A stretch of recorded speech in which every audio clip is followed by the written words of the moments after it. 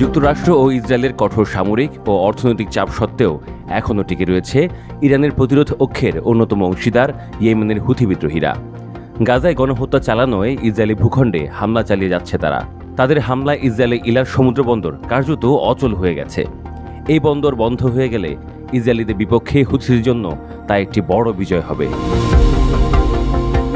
এদিকে হুথির সহযোগিতার উপর নতুন করে নিষেধাজ্ঞা আরোপ করেছে মার্কিন যুক্তরাষ্ট্র। নিষেধাজ্ঞার মধ্যেও নিজেদের ইনকাম সচল রাখতে স্থানীয় ব্যবসায় মনোযোগী হয়েছে ইয়েমেনের হুথি বিদ্রোহীরা। এমনকি শত্রুপক্ষের কাছ থেকে জব্দ করা অস্ত্র বিক্রি করে আয়ের উৎস সচল রেখেছে তারা। সম্প্রতি হুথির জন্য পাঠানো বিশাল এক ইরানের অস্ত্রের চালান আটক করা হয়। এরপরও হামলা থামায়নি হুথি যোদ্ধারা।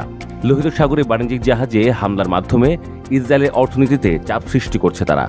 এই পরিস্থিতি প্রমাণ করে যে যুক্তরাষ্ট্র ও ইসরায়েলের প্রচলিত সামরিক ও অর্থনৈতিক কৌশল হুথিকে দমাতে যথেষ্ট নয়। 2023 সালের 7 অক্টোবর হামাসের ইসরায়েলে হামলার পর থেকে মধ্যপ্রাচ্যের যুদ্ধ শেষ হওয়ার বৈশ্বিক আশা বারবার ভেঙে পড়েছে।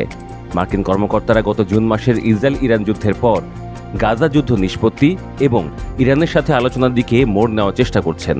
কিন্তু ইরান সমর্থিত হুথি এবং ইসরায়েলের মধ্যে হামলা পাল্টা হামলা এখনও চলমান।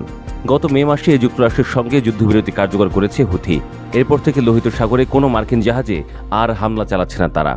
কিন্তু ইসরায়েল এই চুক্তির বাইরে থাকায় ইসরায়েল সংশ্লিষ্ট জাহাজ ও তাদের ভূখণ্ডে এখনও হামলা চালিয়ে যাচ্ছে হুথি বিদ্রোহীরা। এদিকে মঙ্গলবার হুথির ওপর সর্বশেষ নিষেধাজ্ঞা আরোপ করেছে মার্কিন ট্রেজারি বিভাগ। হুথির অর্থে যোগানদাতা এবং পেট্রোলিয়াম পণ্য আমদানি করতে সহায়তাকারীদের উদ্দেশ্যে এই নিষেধাজ্ঞা আরোপ করা হয়। মার্কিন ট্রেজারি বিভাগ বলছে, হুথি ইয়েমেনি ব্যবসায়ীদের সাথে কাজ করে পেট্রোলিয়াম আমদানির ওপর কর আরোপের মাধ্যমে বছরে কয়েক মিলিয়ন ডলার আয় করে। মূলত এটি তাদের আয়ের অন্যতম উৎস।